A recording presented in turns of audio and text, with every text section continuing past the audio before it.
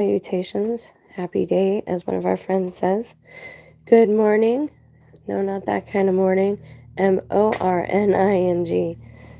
Not the other kind. Not grieving. Yes, words can be spells, but we have to understand that when they're spelled differently, they mean something different too.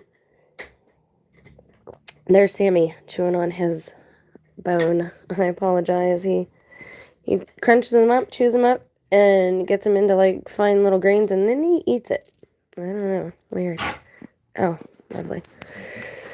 Yeah, this channel definitely isn't polished. If you're new here, welcome. So I'm going to continue this story that I started in the last live stream.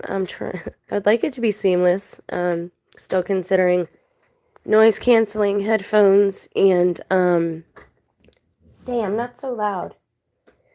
Noise canceling headphones, and I have a couple of face-to-face videos planned. Kind of move things around in my area so that maybe it's a little more organized for me myself, so that I can gather information and make notes and all that like I used to do. So I want to read this story to you, and Sammy and the other little one are here. That's another strangeness. I'll babble for a second just in case there's anyone else up that sees the notification. This little dog showed up. Now again, I've told you there's weird things with my devices. It's almost like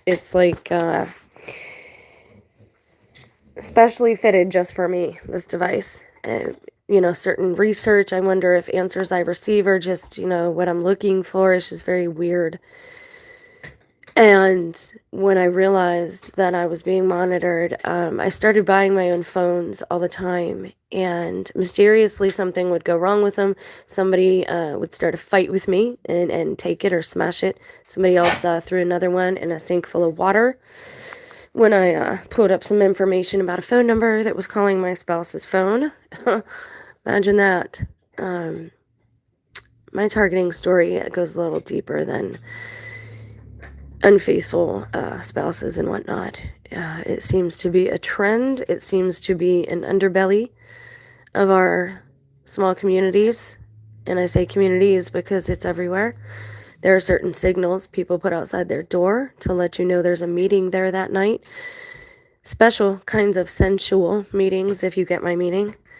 I've learned a whole lot in this journey. And unfortunately, a lot of it has been the negative side of humanity. I want to say, first of all, when I continue this story, I don't believe God can die. I don't think that's a possibility. Could a God decide to do this? Probably. And I think it's a unique take on things, but I do believe there's something to be learned here because it helps you get a little empathy for the other side of things, maybe. We complain a lot. There's a lot of suffering in the world, at least on the media, and I want to touch on that too. We need to really ratchet that down if we want a true perspective of what's happening in the world. The media statistics, those things are infamously unreliable and outright deceitful. We have to go by human experience, and that's why sharing the truth with each other about what's going on in our areas, what's going on in our lives is so important. For example, I have somebody that I talk to that's a friend of the channel that I would consider a friend, but I know that this person probably is not supposed to like me. I know that they're just keeping an eye on me. I think I know their name because their username kind of gave it away. I don't think they thought I paid any attention to these things, but I did. A lot of people made a lot of assumptions, and we should really stop doing that about each other. Just because somebody's on their phone, for example, doesn't mean they're stalking us. Or it doesn't mean they're not either. Just because somebody knows they're being spied upon doesn't mean they're psycho. It means the person doing it could have some type of issue. I'm not a doctor. This is not medical advice. It's just a little ramble. And I'll get into that deeper later. Stop it. And, sorry, my dogs. Yeah, so we're going to start the second half of the story. I'll turn comments on. Hello there. If you like the story, give it a thumbs up. If you understand and you like the verbiage, please give it a thumbs up. It just lets me know I'm talking appropriately. I'm having a real hard time, I'm not going to lie. I have no desire to harm anybody else. I have no desire to harm myself. I have a real strong desire for truth and justice at this point. My life has taken quite the beating, and I guess I'm feeling a little sorry for myself today, but it could always be worse. I could be homeless. But that's the choice most of us face. Are we going to live in an abusive situation, or are we going to go live on the streets? What's the choice? You trade one type of bondsmanship or one type of slavery, or not even slavery, maybe just one type of abuse for another, one type of neglect for another, one type of need for another.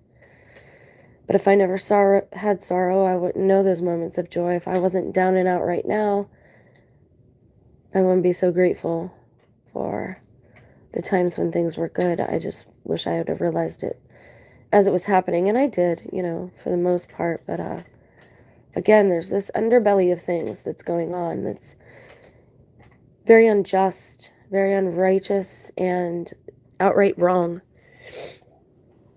For example, and I don't mind sharing for a moment, my community and my family has come against me or turned on me or kind of neglected me or blackballed me, however you want to phrase it in today's lingo, because I repented, because I wanted to go back to church, or at least God, morals. Don't lie, don't cheat, don't steal. I thought those would be good things. I thought people would say, okay, you're on the right track, you're getting your life back together. No, instead, my own family and friends decided to kick me when I was down. People that I had done things for. People whose children I had fed and loved like my own, watched, let them stay over for weekends, weeks sometimes at a time.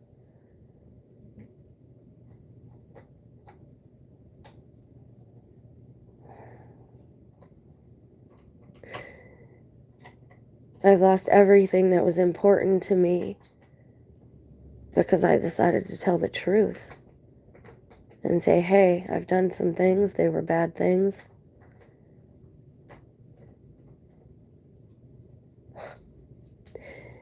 And because I asked for help, because that's what we were taught in my generation.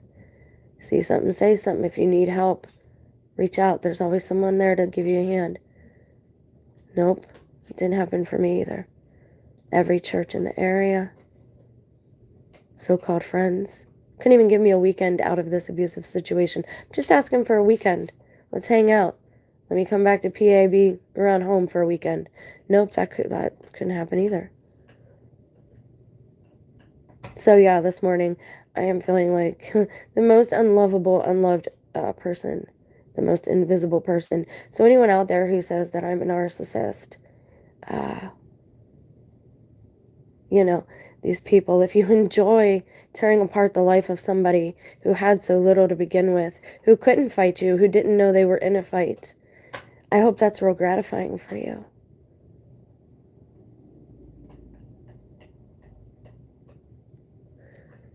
So maybe we can have a little empathy for the other side of things, for our parents, our children, our coworkers, and yes, our maker, the one who made us. And if you want to hate me for saying that, I guess that's your prerogative too. It is Halloween. I do expect there are very specific things coming against me, and I've taken a lot of crap for saying that witchcraft is real. Let me explain something to you. In the 50s, witchcraft would have been the monitoring and spying devices in your walls that they pretend to ghost hunt with now. And yes, I believe they've been in there that whole time.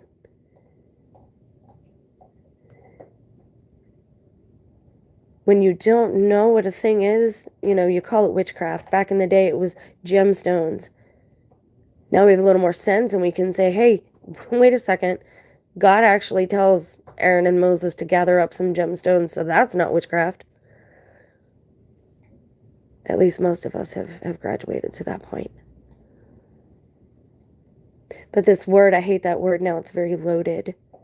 Oh, witchcraft doesn't exist. Don't tell them that when it's targeting. It's witchcraft because it's a group of people conspiring against someone who doesn't have the means or understand the means of what they're dealing with. Just like UFOs, unidentified is all that ever meant. Didn't mean it was an alien. It meant we don't know what it is. We're willing to admit we have no idea what the flip that is, right? Maybe we can have a little empathy for the ones who made us, our parents, our grandparents. I don't know what they went through. It supposedly was a lot worse for them. I don't know if this is all just some psychobabble that they do to every generation to kind of keep us in a place of fear. We talked a little bit yesterday about how trauma can actually it can be a catalyst for spiritual growth, which is true. But should it have to be? No, it shouldn't have to be. Eye for an eye is no good either. And this is why we're supposed to divide the word properly and read things in context. Because eye for an eye, that's just a never-ending feud. It's never going to end. I want justice. Heck yeah.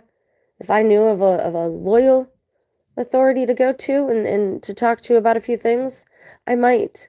And that doesn't mean police or FBI or CIA. Authority figures can be other figures as well. Hold, please. She's snapping at him, and Sammy's getting a little rowdy with her because she's a girl. And I warned against this. I knew this was going to happen, but this person likes to take my time. They like to tear apart my drawings and my artwork when I'm able to actually complete them. I can't complete anything anymore. What's the point? It's just going to get tore up or spit on or food thrown on it. People have no idea what I've actually went through in my heart, seeing my family behave this way towards their mother, because I know later in life that's going to hurt them. It's not me so much.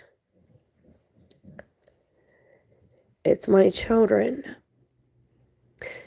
For their father to call me crazy and to tell people I'm on antipsychotic drugs that he works with just to validate his philandering or just to set the groundwork for this time that we're in now.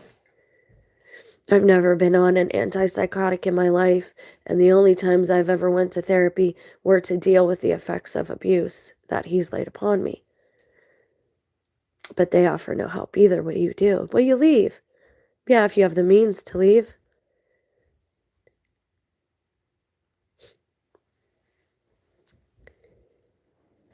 But so many people have it so much worse. So I get that. Here, sit down. I won't elbow you if you sit down. Sit right there. Yes, you can sit right there. Our new dog, her name is Daisy. Yeah, I told this story. I went to pick her up, and a pygmy goat farmer sold her to us. Give me my tissue. But you guys are being so naughty.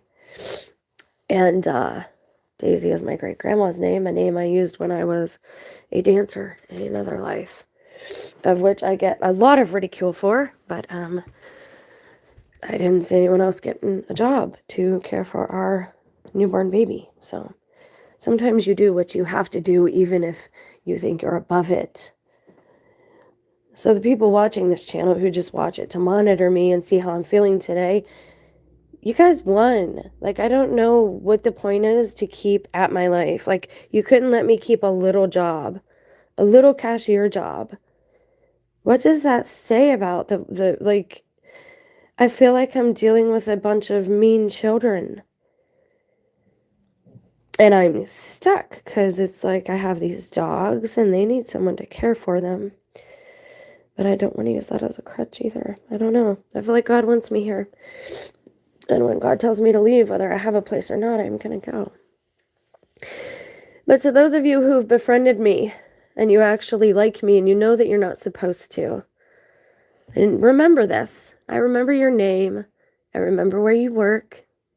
And I know that all of you work in government positions, local government positions in the community. So perhaps you should just lay off. So we had left off, and these beings that God, the God, the Maker, these beings that came out of God when God tried to annihilate him, herself, itself, They're trying to patch up his boo-boo, okay? And they're saying it takes a lot of energy to do this. They need a lot of energy. And it sounds like they're using the leftover residual energy from life, from organic life. Sounds a lot like the primordial goop, black goo that we talk about. But I do think there's a lot to be learned from this story. It showed up mysteriously in my drive when this all began. And I've searched for the book it's from. I cannot find it anywhere. Over billions of years, the patient, and this is when they just found hope in its earth. Over billions of years, the patient lay comatose and critical as we continued searching with a single-minded desperation for a place where the will of the patient could be reconciled with the consequences of its actions, meaning so that God could forgive himself itself.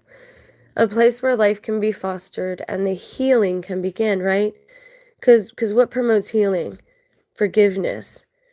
We need to forgive these people, and people can call me weak for it or whatever they want to, but that's what's good for you.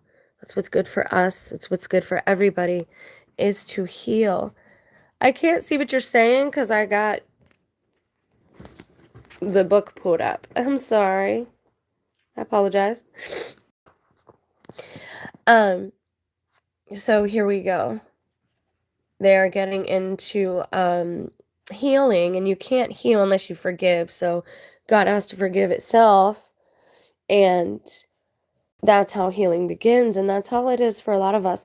And just because the Bible also, when you thirst for justice, you are blessed. Wanting justice is not a bad thing. It's how you propel that into action, how you go about getting that justice. And women are good at this. There are a lot of small ways where we find our justice. But as far as universal justice and natural law go, you should go by those tenets, because if you don't, then that flashback, that stuff, that gunk, that residual goo is going to flash back on you because of your ill intent, or because you're transgressing against natural law, transgressing against nature. And that's all sin is to go against the nature of another earth thing or yourself. Uh-oh, little girl's drinking. I haven't seen her drink like that in a minute. I'm gonna have to take her outside. She's got the bladder like a peanut. Okay, here we go. Yeah, so this one's really raw. I will try to record this all the way through with noise canceling headphones, but getting the time to do so is hard. So they found this planet, and they're calling it Hope, but it's Earth. So unique and so magnificent was this tiny planet and the healing possibilities it represented that we came to know it as Hope, since it was the first time any such thing had appeared within the wound. We proceeded cautiously. There were still many risks to consider. The collection, preparation, and delivery of the volatile materials needed to grow life required a lot of energy. Energy that we and the patient had precious little to spare after billions of years of searching in vain for a healing place. As it turned out, however, hope was exactly what was needed. Life exploded across the planet from the moment we had delivered the mutually annihilating substances of its creation upon an impacting asteroid. The recovery of the patient had finally begun in earnest. Oh, she's rooting around a blanket. It's so funny. She's a Chiweenie. I've never had a teeny dog, and I'm gonna have to do a little video for you guys and post it. But she is just hilarious. Again, she's not my dog. All my my funds and everything I pay for Sammy's stuff when I'm able to, and it's a household, so we kind of try to share responsibilities as far as that kind of stuff goes. But I was wanting to grieve Axel. There, just sit down. She's so fussy. Okay, I'm sorry. So we soon began to spread throughout the wound with hope's healing promise. The wound grew, all things drew closer together as we ceaselessly wove the diverse tapestry of all things into one again. Daisy, lay down. Lay down. I'm sorry. She's tearing up the blanket. I should spin the camera around and show. Lay down, Daisy. She's ridiculous. Leave her alone, Sammy. boy. The wound grew smaller, and all things drew closer together as we ceaselessly wove the diverse tapestry of all things into one again. The condition of the patient steadily improved. Due to its unique status within the wound, hope quickly began to develop a deep symbolic meaning to us as a constant affirmation of the will of the patient and the central point from which the healing is spread across the universe. Sorry about that. Copernicus, notwithstanding your planet Earth for the only intent and purpose that there is, had become the center of the universe. After a few 100 million years, the healing of the patient had become totally dependent upon hope. We could find nowhere else in the entire wound that would even come close to matching hope's healing power. So it's weird because, like, all there is God, and God gets upset about that, and God has a moment of consciousness, and God tries to self-delete. And in doing that, there's this wound, but because of the wound, life is created, but they're trying to fix the wound with the same life. It's like the Aurora Boreas. I don't know if that makes sense to anybody else. Let me know in the comment section. I'll try to pay attention a little bit. After a few 100 million years, the healing of the patient had become totally dependent on hope. All right, we read that. We could find nowhere else in the entire wound that would even come close to matching hope's healing power. See, so they're saying they can't find anywhere else in the entire wound. So the wound is the universe. They're like calling the wound or the universe a wound. So it's like they're looking at this as like negative things or something. I don't know. But let's continue on and not make too many assumptions or speculations. Leave her be. Gosh, she's under the blanket and now she looks like a toy. Get away from her. No. Leave her be. Sit down. Sit. Thank you. Good boy. I'm so sorry. I just figured I would finish this while I could, but I will try to do a better recording of the whole thing. So, without motivation, the life that had grown up around hope and the energy it provided had reached a plateau. The patient was still unconscious and very far from full recovery. Obligated to carry out the patient's will, we acted decisively and without impunity. Another dose of Nilium was introduced to try and coax more energy from the genetic material already present. Okay, so what they're explaining now is like genetic experimentation on humanity. Okay, that's basically what they're talking about. Think, what is that movie? You know the one I'm talking about, the pre-Alien, the Alien prequel. Prometheus, that one. That's what they're doing. They're to try and fix God, they need more energy. And life had hit a plateau. So they need life to start to progress again and evolve. So here we go again. This is weird. It's a very good imagination, though. Whoever wrote this, very, very good imagination. Sit down. I said sit. Sit down. She's fine. She's just sitting on her blankie. Thank you. Let's see. Another dose of Nilium was introduced to try and coax more energy from the genetic material already present. The effect instead was an instant and profoundly devastating mass extinction. So that would be what, like the dinosaurs? Is that what they're talking about there? The healing stopped and then began to grow. We were in shock. For the first time, the possibility that the patient might not recover had crept into our collective consciousness. And along with this doubt came the first revelations of heaven and hell. Neither one in existence yet, but each representing one of only two possible outcomes, one to be pursued at any cost, and the other to be feared and avoided with equal prejudice.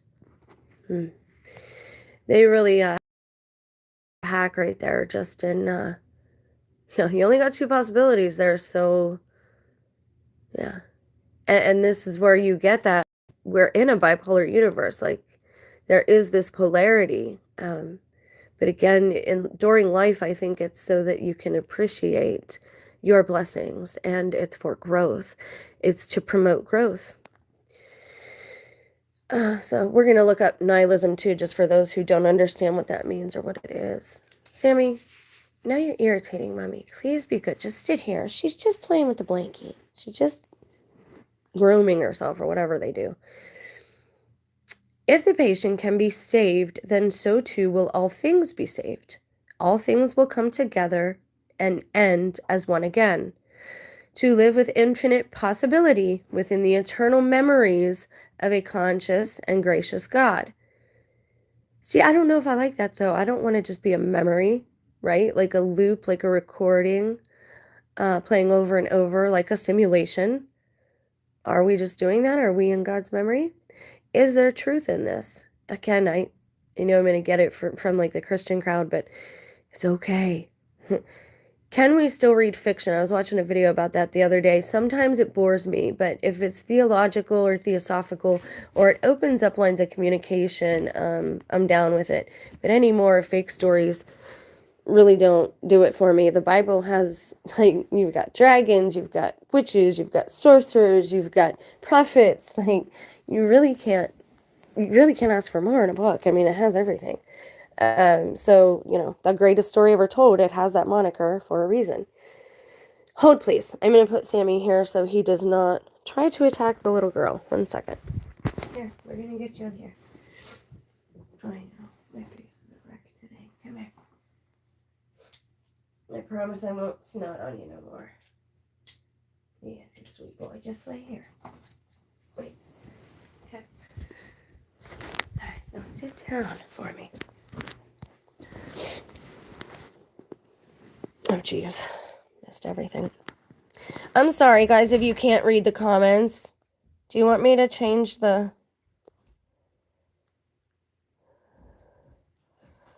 Will it let me here? It won't. See, you're not blue. There we go. There you go. Now you can see each other. I'm sorry about that. I like to turn the night theme on because I don't like what the blue light and all that can do to your eyes. Oh, she has your Chewy. That's why you're mad. There's your Chewy. Little girl, you have that one. Yeah, I know. Just take one. Now you guys are going to start over the toys. Okay. That should be better. Now you should be able to comment. So, all things coming together again and ending as one. Like, why would we go back to where we already were? That doesn't sound like progress to me. I don't know. That's just my opinion of the universe unfolding. I like progress. I like newness. I like stories, beginnings, middles. I really don't like endings, but as long as they lead to a new beginning, I'm down with it. But I like just going back to the beginning, that sounds kind of like a Jehovah's Witness. I think that's close to what they believe. Like, they don't believe you actually have, like, your soul doesn't necessarily go somewhere. I don't know. It's very strange to me. But again, I wasn't raised that way, so of course it's strange to me. Every particle expanding away from each other faster than light into absolute stasis and eternal isolation, indistinguishable. Oh, wait. Okay, so there it is. If a patient can be saved, all things can be saved. Okay? All things will come together and end as one again. To live with infinite possibility. So that's the problem, is like God saw possibility. God became conscious, right? The way God was, there was always that something to look forward to, that, possibility. And so, I mean, I can relate. That's weird. I've been feeling that same type of way today. I need something to look forward to. If the patient dies, however, all things will come apart, every particle expanding away from each other faster than light into absolute stasis and eternal isolation. So instead of like being together, a part of the body of Christ, for example, for the Christ followers that watch, part of the collective, some people say, instead of going and being a part of that, like PART, instead of apart from that, right? So those are your options, right? And will be hell for all things and forever. In this revelation, we came to understand our purpose wound now more than ever. But for the first time, we found ourselves unsure as to how we would realize this purpose. Once again, our salvation was to be found in hope, which again is earth. After a relatively short period of time, we began to thrive once more across the planet. Not only did new life flourish, but more complex forms emerged, replacing much of the previous ones, providing much higher levels of energy than ever before. A turning point in the healing had been reached, and the condition of the patient improved dramatically. Not only had the disaster been averted, It was a blessing in disguise. We had now learned a new concept in faith, a notion that we indeed understood the will of the patient and would succeed in carrying it out until the end. The process of healing had come full circle, and the true meaning of hope was made known to us through the will of the patient. So these angel things, these things in the very beginning that were created from God doing this, are trying to stitch God back together. God is still unconscious, but much like a human being, when you're sleeping, you still have, your will. You still have your essence, right? You're just asleep. You're in stasis. So they're knowing these things and learning these things just through the will of the patient, capital P, which is God, the maker, creator, architect, whatever it is that you prefer to insert there. I hate saying that every time, but people are very judgmental about Christians today, and they think we all hate everybody, and I just came back to following Christ for it to all fall apart. That is me. That seems to be, and that's a pattern I'd like to break, but how do you break that? So now they have actual hope, okay? Now they actually have a purpose too, because now they know the will of God. Hope was life, and the rest of the wound was just that, an injured place filled with freezing pain and scorching destruction. We saw that the redemption of the wounded, all things within the wound, would come only through hope. So what's in the wound? If we are Earth and they're talking about a tear in the universe, could it be the Andromeda system, like Milky Way? I'm constantly drawn to that thing. I don't know why. Cassiopeia and her story just really resonates with me. So, guided by our newly found faith and reinvigorated by hope, we perpetuated this cycle of cultivation and harvest over hundreds of millions of years, bringing forth each time a bounty more varied and plentiful than the last. Every phase of the ritual carried an increasingly special spiritual meaning to us as a continual reaffirmation of their purpose, and the will of the patient would be done. Hope was the place where all that had come apart would be made whole, and all that had succumbed to death would be made into new and everlasting life. Man, that's beautiful. This person is really good.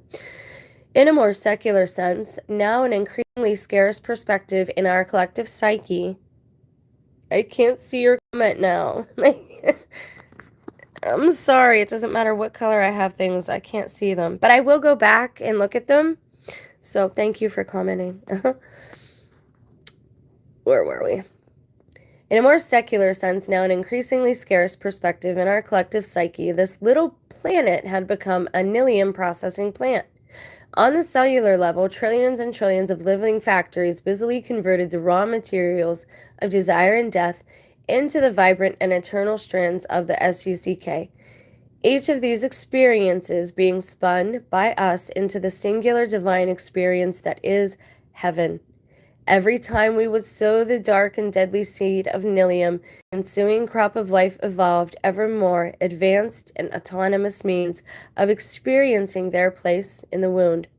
Life evolved and we evolved along with it, collectively sharing in the experiences of all living things as their own consciousness through our symbiotic connections. Okay, so if the patient is God, and God tried to end God's self, and that created the Big Bang, but there's this wound. So is it a wound within the universe?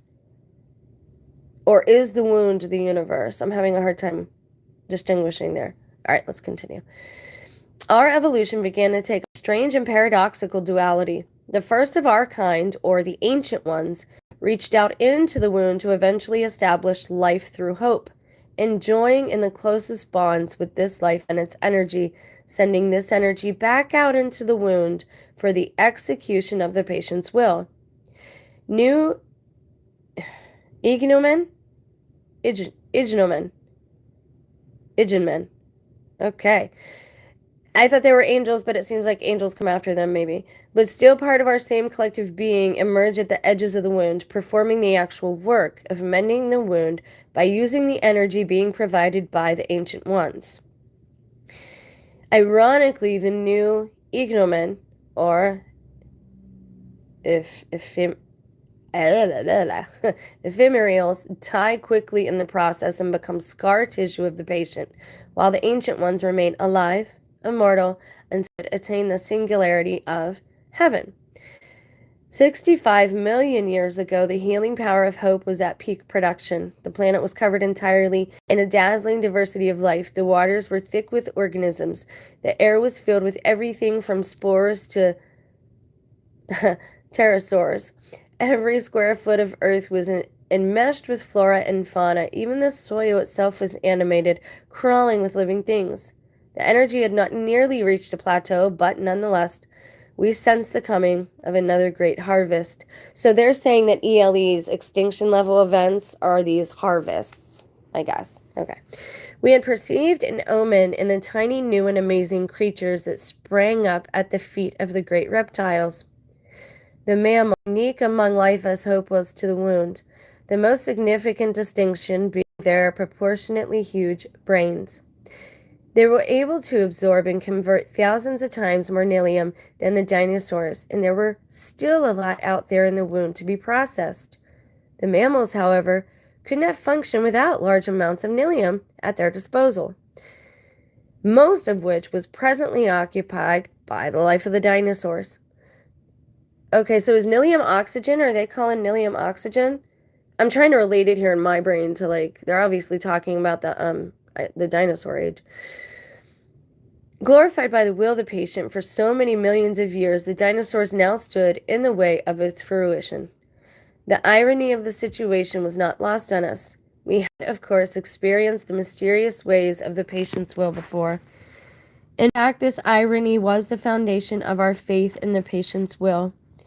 After all, everything exists because of one thing trying to end its own existence. We prepared another dose of nilium, more this time than ever before, since the mammalian brains appeared well equipped to handle it. We prepared ourselves as well for the coming harvest. Maybe they're talking about carbon. Yeah, carbon makes more sense. The subsequent winter of death and the anticipation of the new spring of life to come. As participants in the universal consciousness, all life had a feeling something was coming. I'll read that again. As participants in the universal consciousness, all life had a feeling something was coming. And that's how I feel. But you can almost hear everybody in their breath, waiting for whatever it is to happen. It's already happening, but we just can't see it yet. The asteroid that was sent smashing into what is now the Gulf of Mexico was not very large, but the extra weight of the nilium made it particularly damaging. It was not this catastrophic physical destruction, though, that doomed most of the dominant life. Life had always proven resilient to such occurrences in the past. The levels of nilium, however, were far too high for their primitive nervous systems to handle. The brains of the dinosaurs essentially blew like fuses. And you hear all this talk about MCO with a plasma event. And I've already said I think it's probably a good idea to have rubber on your feet. You know how it's, well, at least our generation was taught that rubber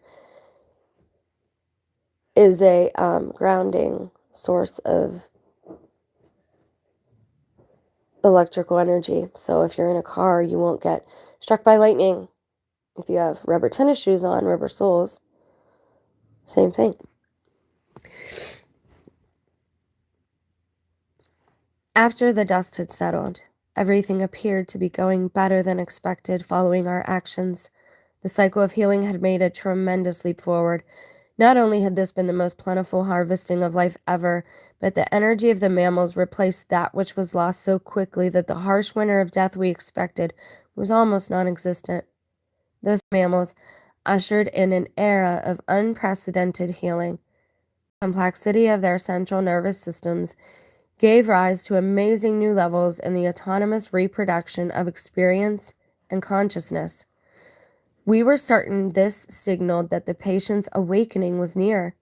Then suddenly, at the peak of this new consciousness, every everything began to unravel with the arrival of the hominids. Interesting.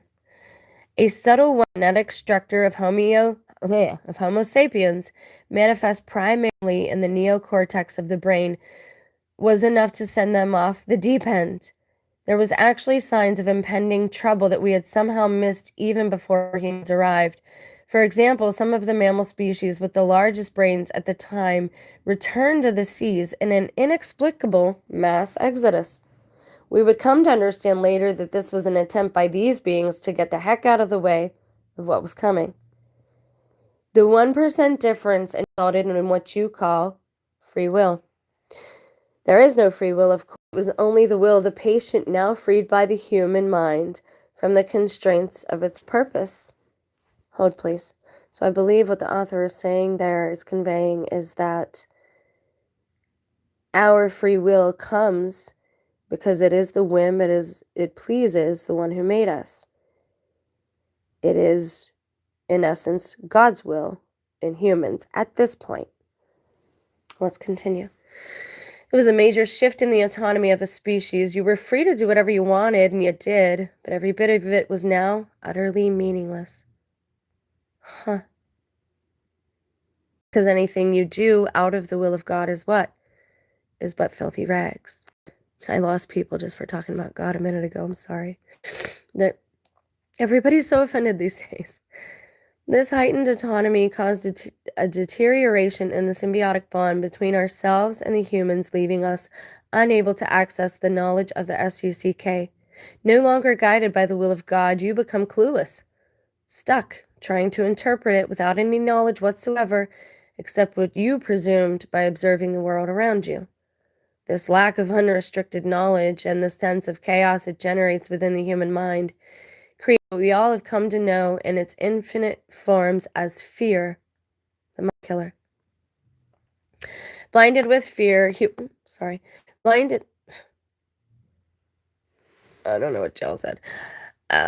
with fear, humanity inevitably misinterprets the very nature of the existence of the patient, i.e. God. Mistakenly believing in God as God had once been causes your behavior to immediately become at odds with the goals of the rest of existence. Okay, so mistakenly believing in God as God had once been. Okay. So God is no longer like that as the patient. Unavoidably sharing in the collective consciousness of all living things, we become bipolar and eventually begin to fracture as well. That is so bizarre. I just said that too a few videos ago, and yes, I've read this before, but it was like 3 years ago. Okay, I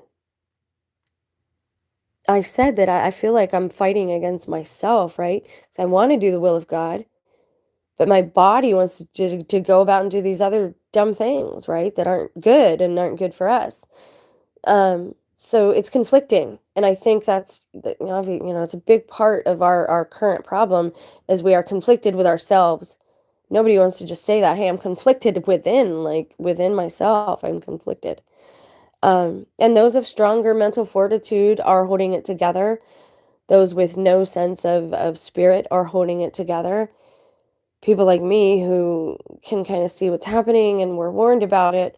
Some of us are having a hard time because we've been going through it for a while now. We've been isolated for a while now. We're ready to see justice in the universe and in this secular world as well for things, to be righted, right? To not be sideways anymore. But yes, we are in a bipolar type of universe. A trinity of irony evolves. God exists, but unconscious, except for the will to survive. The most powerful force in the universe. Motivated by God's will to survive, we become proxy gods. I'm sorry for not responding. I can't see what you're saying. And I can't see it when it's black either. When I read and there's a book, I can't see what you're saying. Even if I go to dark, right? Because it just does the same thing. We think we comprehend. Oh, right. I can relate. You guys got to tell me, do you like the black better or do you like the the white better. I don't know what's better for you guys. It doesn't matter to me. I just keep my eyes above and try not to look at what you're saying when I'm reading. The most powerful force in the will of the universe, motivated by God's will to survive, we become proxy gods. Right. Christ told us, don't ye know ye are gods? Ultimately, however, we are constrained by God's will, along with the rest of the wounded, to a singular purpose. But humans, freed from God's will, instead become enslaved by a false belief in a living and omnipotent deity. This idea causes almost your entire existence to run counter to God's will by removing any ultimate responsibility from yourselves. Man, I've been saying that too since like the channel started. And it's been really, I'm not going to lie, looking at myself in the mirror has been the hardest part about all of this. Like it's rough, guys. It's not easy. But the longer you put it off, the longer the rest of us are kind of suffering. And I'm going to be honest here, I felt that from the beginning. I know what the Bible says, but in my heart, it really feels like unless we all get out of here, nobody gets out of here. And by out of here, I mean this mental status. I don't know if we're actually going to leave the earth. I don't know like what happens there. I have a few suspicions though, and most people probably won't like them. I think we're in a snow globe, and I think we actually ascend, as in go physically up. I think our bodies change or can change and are transmuted, but I think they're still here. We just can't see each other in the same way as we used to. And it's really easy. For example, if you tell somebody that like you're passed away, right? After a few months, a year maybe, they don't see you everywhere they look. You could probably walk down the street beside them, just put a hat and sunglasses on, you'd never know the difference. Unless it's a mother and her child, then that goes away. But I've been thinking about that stuff a lot lately, and I actually have an idea. I want to show you this theory I have. Maybe I'll do that video upload today. That'll be the upload is why did they cut down all the giant trees? And I have an idea about that.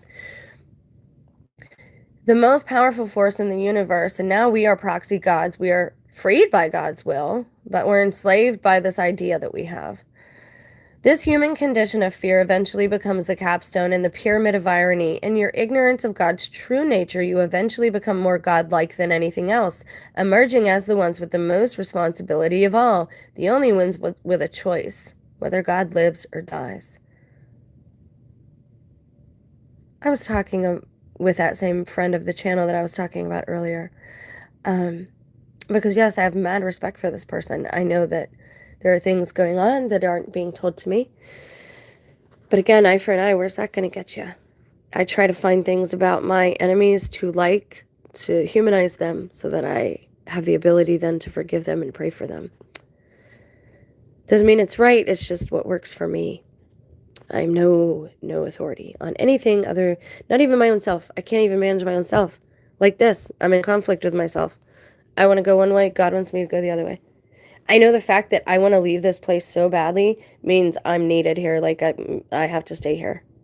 Whatever I want to do, I'm used to now telling myself, okay, no, you can't do that because you want to do it. And most of the things you want aren't good for you. We do have this bipolarness within, and we have this conflict within. Why do we care so much if somebody else believes in what we believe in? Well, because it confirms it, it edifies it. We are a tribal people. And like us who are casticides now, we have no tribe. A lot of us won't survive that. Emotionally, mentally, spiritually, whatever you want to call it. But some of us will do more than just survive. I know that. That's been shown to me. That through all this, there are people like me. Maybe not me, I don't know. I'm not going to talk about myself, but or what happens with me. There are people right now out there, isolated, secluded, some even on the streets, protected and hidden by God's grace and his guardian angels, because they're being refined. They're becoming the stellar beings, human beings leaders that we will look to, saints maybe, whatever, and again, insert whatever verbiage you want. If this is insulting to you, you don't have to listen to it. It's just a little commentary I like to add, and most people that watch like it. I want to get to know you too. I want to know your story. You guys know most of mine. This is how we build compassion for each other. This is how we live in harmony. Even if you don't, quote unquote, like a person or want to spend a bunch of time with them, you can still have a healthy dose of respect for that person so that you can live in harmony, which is what I'm trying to learn right now myself. Yeah, I'm trying to do that myself. So, oh, will you stop? I have a doctor's appointment. I had to remind myself, or I would forget. So I'm going to end this in 15 minutes, but it might give us enough time to finish it. Okay, so we're in conflict with ourselves. In your ignorance of God's true nature, you eventually become more godlike than anything else, which actually can be true. Emerging as the ones with the most responsibility of all, the only ones with a choice whether God lives or dies. And we are here, we're supposed to be, care how much we know. We were cautiously ambivalent at first, with our faith deeply rooted in the mysterious irony of the patient's will. But soon we are seriously troubled by humanity's behavior. The most notable change was the sheer amount of violence in everything you did, and the suffering it inflicted on everything around you. You were violent in how you cultivated the land, violent in your animal husbandry, violent with each other, and even violent in your reproduction. Looking at ourselves in a mirror is hard but necessary work. You will not make it through this change of ages if you cannot be accountable. We cannot be in conflict with ourselves. Do you hear what I'm saying? You need to be honest with yourself. You need to be truth and light. How about that? You need to turn into truth and light. And again, I'm no authority. I only know this from going into the darkness and being lower than rock bottom, like plankton bottom, like black goo bottom is how low I went. And it didn't happen on its own. It was propelled. And the only reason I want people to even really admit to these things is so that we can all move forward. You can't diagnose the problem, you can't cure it or fix it. And you can't move forward until there's some healing to be done.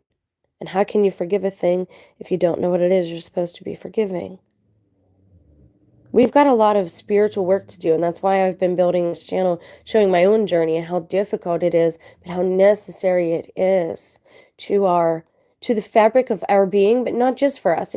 If you're like me and you don't care a whole lot about your own self right now, because self-forgiveness is the hardest, think of those around you. And if that doesn't matter to you, all I can say is try not to turn into primordial soup, black goo, gunk stuff. I'm going to read this again. The most notable change was the sheer amount of violence in everything humanity did and the suffering we inflicted on everything around us. I'm going to read it different, We were violent in how we cultivated the land. We are violent in our animal husbandry. We are violent with each other. And we are even violent in our reproduction.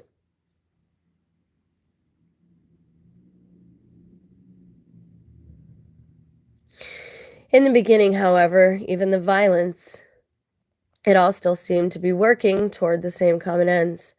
Soon, however, the behavior of humans began to generate negative side effects that threatened everything that had been achieved through hope. Humanity's fear grew from an infection into a cancer. Wow, you guys stuck around. Awesome. That's hard to hear sometimes.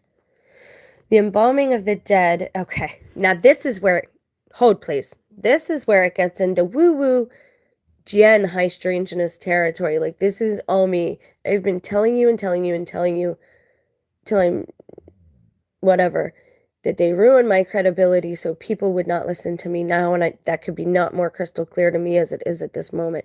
Death is not real. For a person who is of God's Holy Spirit, it is not permanent. It is not real. I don't know how else to explain it. I'm going to use parables and things like that. I don't quite have the words to explain this yet, because when you recognize that your entire life is a lie, is shattering. I am still trying to pick myself up off the ground and put the pieces back together in some coherent manner.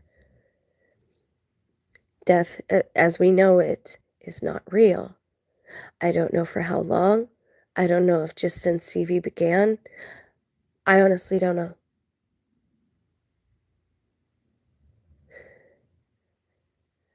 But I know it's almost inhumanly impossible for everyone to be in on my gaslighting and gang stalking because I'm not somebody important.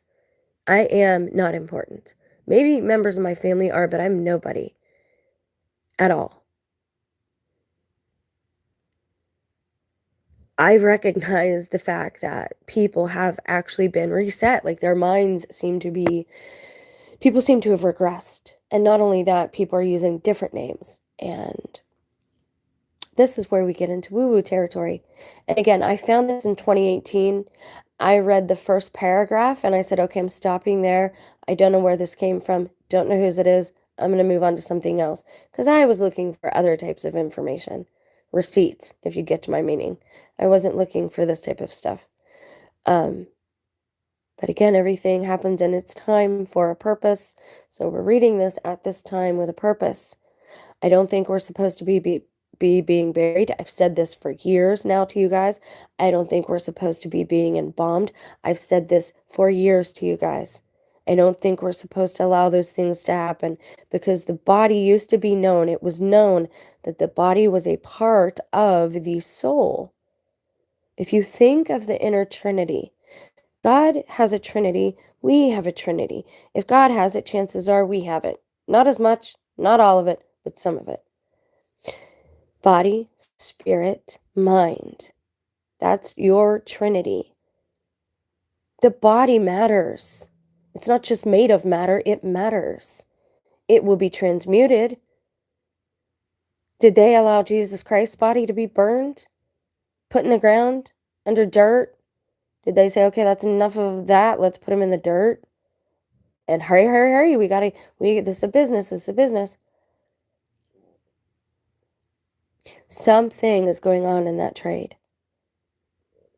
It's been way too long in between certain events, like funerals, and just things are weird. I'll get into it later. You guys that have been with me for a while probably have heard me go on about some of this. But each situation will be its own videos. Like we'll do, there's going to be another video on how many people, on people being buried alive. And we're going to go back and see why this happened, their reasoning for what was going on. But pay attention here, because again, sometimes people can't come out and just tell you the truth because it's that hidden or that shocking to you. If you're an eternal being, wouldn't you play certain games or simulations to keep things going and to not get bored? This is another reason we're supposed to love each other. Yes, there's wickedness. Yes, there's wickedness in the world. Okay, I'm not disagreeing with that. But I'm talking about humanity, about God's will for all of us is that we all be saved. None of us are supposed to be, perish. But we've been lied to in some really fundamental, crappy ways. And it's why I'm having such a hard time dealing with it, because I know there are beings around me that know that they've done this to us. And they know that they continue to do it to us. And they feel no sense of remorse. The embalming of the dead that began in ancient Palestine was the first serious problem to arise from humanity's fear, preventing part of their being from returning naturally into the cycle of healing. Humans began creating gaps in the SUCK and incomplete consciousness or souls in the generations of humans that followed, each which continued the ignorance, making it worse for the next. This in turn caused emerging ephemerals to abort in the process, leaving gaps in the healing of the wound. We knew that they had to act.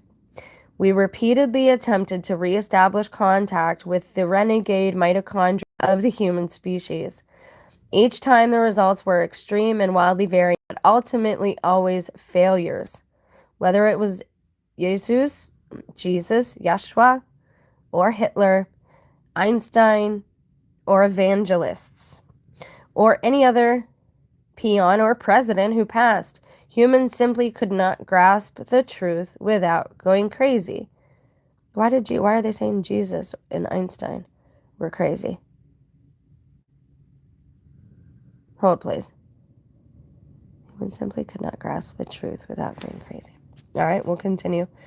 We were compelled by the will, and they started this story with Einstein, so I don't think they're insulting Jesus, Einstein, or even Hitler evangelist there. They're just saying any person, mighty or not mighty, crazy, sane, eventually. It appeared that the humans were being actively resistant to your efforts, and your behavior only became more violent and bizarre with every attempt. Maybe we don't want to be harvested. Let's continue.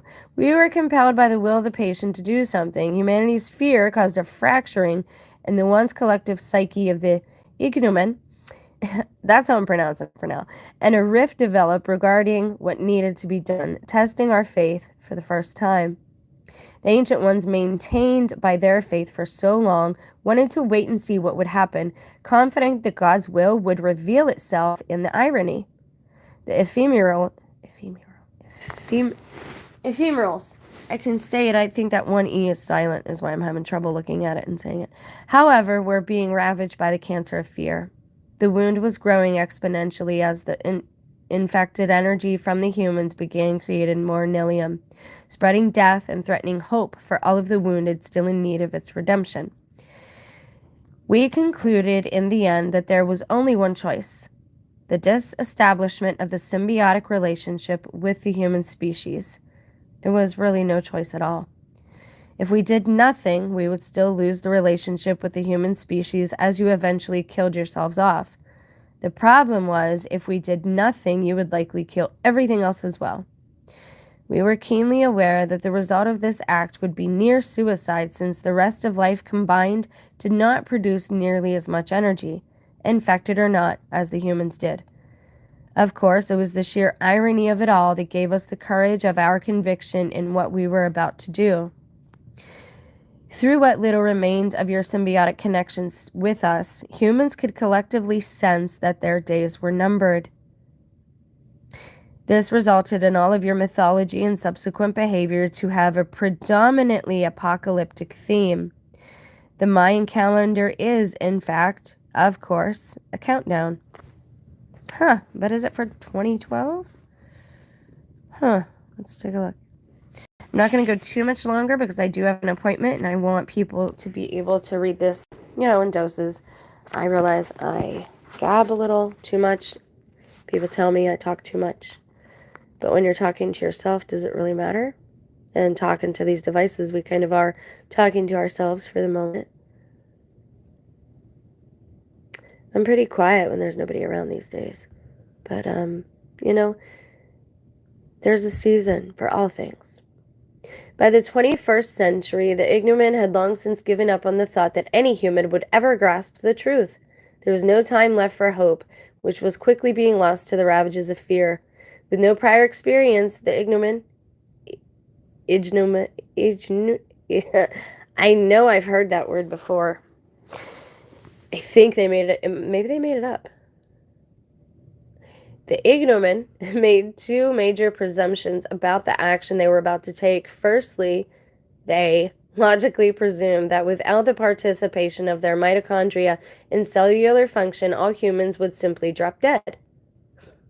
Secondly, they believed with certainty that the sudden and drastic loss of energy from humans would have a tremendously negative and possibly fatal withdrawal effect upon the patient. On April 11th, which is one New Year, I believe, April 1st is New Year, one version of New Year's, is April 11 a special day? No, I don't think so. In keeping with the spirit of irony that had always defined the is it Pearl Harbor? No. In keeping with the spirit of irony that had always defined the mysterious will of God and their faith in it, the ignomen would soon learn that they were completely wrong on all accounts. Isaac Air Malone is an anticlimactic anti-hero of classical proportions in the year 2011. He is nearing middle age, unemployed, single, and poor. Up to this point, he has lived a life outwardly marked by epic mediocrity and Herculean inaction, and inwardly by a Sisyphean search for purpose. Sisyphean? Isaac's insatiable being like a particle accelerator around in his skull for decades by oscillating polarities of love and fear suddenly collides with impenetrable truth.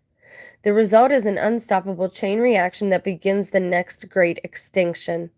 This time, however, it will be the extinction of a consciousness instead of a species, and it will be an event that either saves the universe or seals its doom. Isaac unconsciously creates a book. It is the truth explained to him in his own words. It is a compilation of all his own writings over decades, rearranged in the cut-and-paste style of a kidnapper's ransom note. The text itself does not reveal the truth to anyone else. By the time Isaac produces it, no one has any time to read. It is the energy released in the chain reaction set off by his enlightenment that does. That's key. I don't know if anyone knows this movie, but I try to relate things with pop culture. If you watched the dinosaurs, my son loved that when he was little, with Littlefoot, and the one was the Great Migration, and all these dinosaurs are called to this great eclipse because they think the sun is going to fall out of the sky, and they reach their heads up real high in this giant crater of a circle, and then it's over and they all got home. But they, it was a great event, and they met all these new dinosaurs that they didn't know, were in existence. So it ended up being a cool gathering. But it was told to them in their dreams and in their subconscious. And the same thing is happening to a lot of us. We're not the beginners, we're not the first, we won't be the last. It's been going on for a little while now. God always warns his people when something is coming. Whether it's through your subconscious, your awareness, your dreams. I don't want to hear, well, I'm not a godly person or I don't believe. It doesn't really matter what you believe. You're still connected to that, whether you want to be or not. Now, you can reject it, of course. But again, the one who made you, that will is going to win out over your own usually. But we'll see. We'll see as far as this story goes. But that's an actual thing that happens.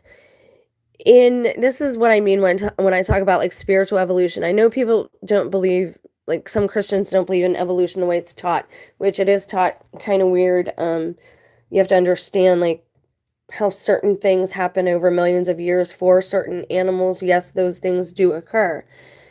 It has happened for humans too, because we have come from these primal, just animal beastly like things, just obeying our urges, to now we're actually, civilized, whatever that means. But this does happen. This is an actual thing that from person to person, brain to brain, because we all are connected. Whether you want to be or not, we all are. So that's what sets off this chain reaction, is the fact that the two sides of his brain become one again. And most of us have a left side, a right side, and they both house different information, and they're both responsible for different things. Most of our brain does nothing, right? I actually relate to organs a little differently these days, but the concept is there to give you the thought, the thought of the understanding. It sets off a chain reaction in people's subconscious and their spirits, however you want to look at that. Although Isaac is the first human to finally see the truth, with many others following in the chain reaction, the disestablishment is already begun, cannot be stopped. It is an action, though, whose effects are felt incrementally since they reach the earth like ripples spreading across huge expanses of space and time. We've talked about that, the butterfly effect, skipping stones across the lake. People get crazier and crazier, but when the first mitochondria begin to shut down, that's when things really get going. To the utter shock and disbelief of the ignorant, all humans do not just drop dead. Most of them do in increasingly spectacular fashion, but not all of them. The ones who do not split into two polar opposites, the flowers and the feelers. The vast majority of the ones who become flowers are those who have always had in their lives a deeper connection with the world of nature than that of man. By reconnecting with their mitochondria and the will of God, the flowers can survive the disestablishment and withstand the truth. The truth that is now being force fed into humans during the disestablishment, meaning through your subconscious. You're becoming aware of certain things. It started a while ago for some of us. I still have my Christ as my anchor, but certain things in my theology and doctrine have changed, which I'm not getting into now. I think the phrases that they're using here, flowers and feelers, again, this is metaphorical. It's telling you there are two groups, right? One is gonna become this and one is gonna become that. It doesn't necessarily mean they're literal flowers. Even if that's how they explain it in the story, they're talking about two different groups of people, right? Much like we are told, the Hopis say that if you follow the way of technology, you're lost. And, I don't want to live in a house with technology anymore. I don't want to live anywhere that has it. Like a little shack would be just fine for me. Those sheds I saw outside of like Home Depot. And I know people are like, "Oh, what's wrong with you? You're not civilized." What do we have for all the houses and all the cars and all the jobs and all the fancy things? You show it off on Instagram. You hang out with a friend and she gets jealous. I mean, is that fulfilling at the end of the day? I know, because I was trying to be a person like that because I wanted to fit in better. And that's what happens when you try to fit a square peg into a round hole. Something breaks. I'm going to end this here. We will continue with the flowers and the feelers, and you can find out what happens with the story from there. It's not too much longer, I don't believe. Let me see. Oh, no, let me just finish it. We'll just finish it. I have a doctor's appointment, but I will get in there on time. Hold on. Although broken by the power of the truth, some who cannot reconnect somehow unbelievably survive, with every one of their cells becoming enslaved by their own central nervous systems. These zombie-like individuals are the feelers. Powered by pure fear, their brains have managed to create energy from physical, mental, and emotional stimulus to control all functions. With their fear inexplicably motivated by a force beyond the will of the patient and unrecognizable to the ignomen, the feelers reverse the symbiotic relationship by hijacking the mitochondria and forcing their bodies to serve their brains. Ironically, it is the response by the natural world that provides the feelers' brains with the constant physical, mental, and especially emotional overstimulation they require. So which one are you? That'll be the homework for today. 7. The truth as a whole is greater than the sum of its parts. Therefore, unless it is borne equally by all things, it is too much for some. Nature gratefully picks up the slack for the flowers, contrary to what the ignomen feared. During the disestablishment, the chain reaction of those who suddenly grasp the truth releases a huge amount of pent-up energy into the natural world, developing a new collective consciousness energized by the flowers. Reproduction and growth rates among all living things, except humans, skyrocket, and nature begins to reclaim all that had been plundered by humanity. Again, this is another person looking at humanity as a virus. We don't have to be a virus, though. That's the whole point. We don't have to be. Running on flower power, the natural world, led by the trees, begins to easily overwhelm the world of mankind. Wherever a new flower blooms in chain reaction, the surrounding nature forms into the forest, a single collectively conscious being. Ferns and fungi, bugs and bears, all converge into a single-minded, destroying angel of life that consumes everything in its path but those protected by the Lamb's blood of the truth. So that's different. They actually squeezed that in at the end there. The feelers that survive nature's onslaught flee in a scorched earth retreat, eventually gathering in the squanderlands, isolated wastelands they have created among the synthetic debris. That would be the people who worship technology, people in the cities, even not in the cities, but this is people who are surrounded by the filth, the waste of the, created among the synthetic debris that had been vomited up and voided by the natural world, protected from nature by the toxicity of the squanderlands. The feelers are driven by an unfathomably dark will to devise ways of permeating and polluting everything around them in order to create as much suffering as possible. Suffering is the most valuable form of energy for the feelers, especially human emotional suffering. End book 1. I don't know who wrote this.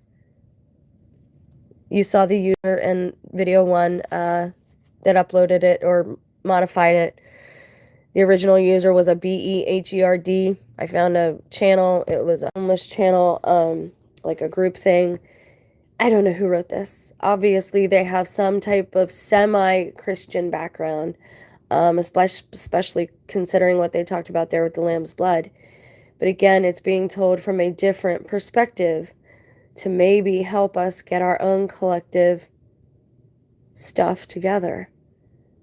Looking in the mirror is never easy.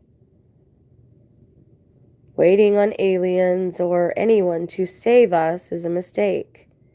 Do I believe Jesus will have a second coming? Sure, why not? But what about for all those who are here when he doesn't come?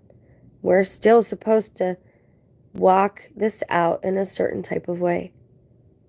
And the sad thing is a lot of us are going to have to learn to hold hands with our enemies, or the enemies who are truly hateful people who plot against other people. You did good in the world. You had your turn. And you kind of blew everything for everybody else, living materialistically.